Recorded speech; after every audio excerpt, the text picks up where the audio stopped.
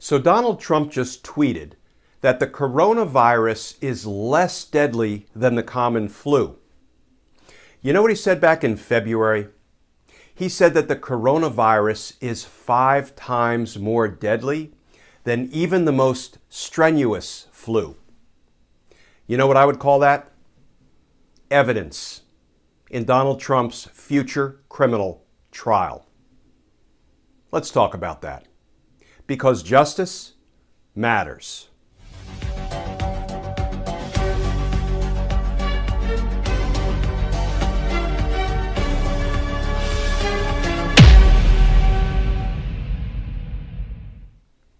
Hey all, Glenn Kirshner here. You know, Donald Trump really is making the job of future prosecutors easy when it comes to holding him accountable, criminally accountable, for coronavirus deaths. Why do I say that? Did you see today's tweet from Donald Trump? Quote, "Flu season is coming up. Many people every year, sometimes over 100,000, and despite the vaccine, die from the flu. Are we going to close down our country? No, we have learned to live with it, just like we are learning to live with COVID. In most populations, far less lethal." Close quote. COVID, he tells us, is far less lethal than the flu. Now, I've had the flu. It's no fun, but it didn't land me in the hospital. It didn't put me on a ventilator. It didn't take me permanently from my family. I'm betting many of you had the flu. It probably didn't land you in the hospital or on a ventilator. The flu probably hasn't taken loved ones from you. People can succumb to the flu, there's no doubt. But Donald Trump tells us that COVID is far less deadly than the flu. Now, Twitter slapped a warning sticker on that tweet, saying it's misleading, saying it's harmful, but also saying that it's important for the public to see it, so they left it there. I would slap a different kind of sticker on that tweet. I'll talk about that in a minute. But I want to compare what Donald Trump just told us about the coronavirus being far less deadly than the flu with what he told Bob Woodward back in February, one-on-one, a conversation that he knew was being recorded, but you've probably heard the tapes. He's far less guarded. He seems forthcoming. He actually seems to appreciate the gravity of the situation and the danger to the American people. And here is some of what Donald Trump said back in February, talking about the virus. Quote,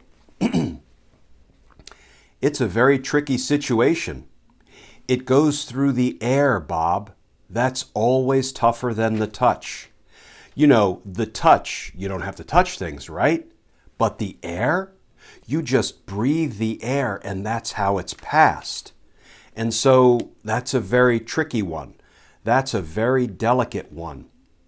It's also more deadly than even your strenuous flus." He continues, quote, "This is more deadly. This is 5% the coronavirus mortality rate. This is 5% versus 1%, less than 1%, the ordinary flu mortality rate. This is more deadly. This is 5% versus 1%, less than 1%, so this is deadly stuff."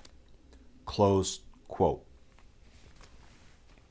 That's Donald Trump in a moment of candor, in a moment of apparent concern, talking with Bob Woodward about just how deadly, 5 times more deadly, the coronavirus is than the flu. So For this old former career homicide prosecutor, there is really only one difficult question remaining. And that's whether Donald Trump, beginning in January, should be charged with manslaughter for the hundreds of thousands of deaths that were preventable, or second-degree murder. And let me talk about the difference between those two levels of homicide. First of all, he knew back in February just how easily transmitted it was. It was airborne. And yet, he absolutely refused to institute a national mask mandate or requirement. In fact, he was mocking people for wearing masks when he knew it was 5 times more deadly than the ordinary flu. Let's talk about manslaughter versus murder just for a minute. So what Donald Trump has done, his conduct, easily satisfies the 3 elements of involuntary manslaughter. He acted in a grossly negligent way. His grossly negligent act was reasonably likely to result in death or serious bodily injury to another, and he thereby caused the death to another. So causation is defined as conduct that is a substantial factor in bringing about the death of another, and boy, is Donald Trump's conduct a substantial factor in bringing about the death of another.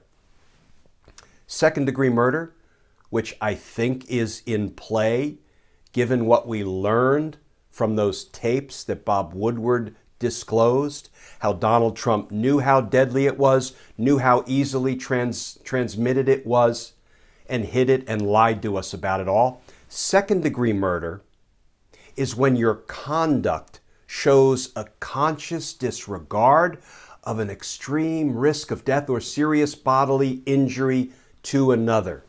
Depraved heart. You just didn't care. You knew of the extreme threat and you just didn't care.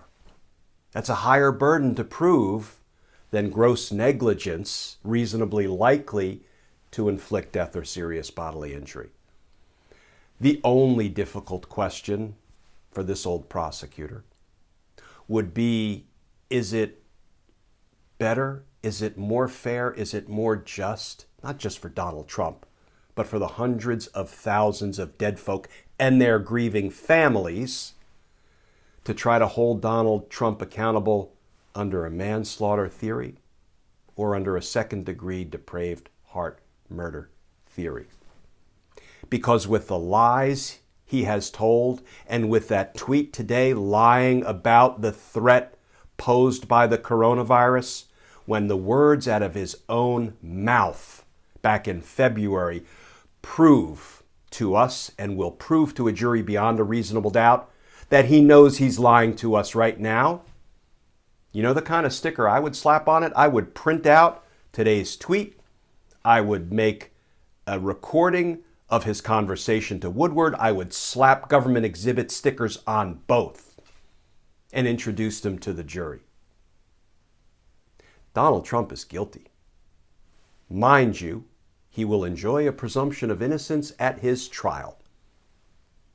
But once a full, fair, ethical, aggressive, apolitical grand jury investigation is conducted, and a grand jury determines if there's enough evidence to indict him, and then he'll go to trial, I predict he would be convicted, and then he would be sentenced by the judge. All of that must happen beginning in January. And he's making the job of those future prosecutors easy by tweeting things like he tweeted today, that the flu is deadlier than the coronavirus. We must open up. We can all live with this. You know, he's making it easy to seek justice for 210,000 dead folk and their grieving families and counting. And justice matters. It matters.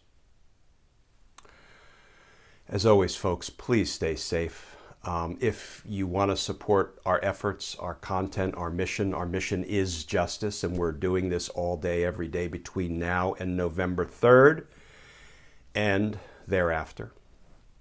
You can go to patreon.com.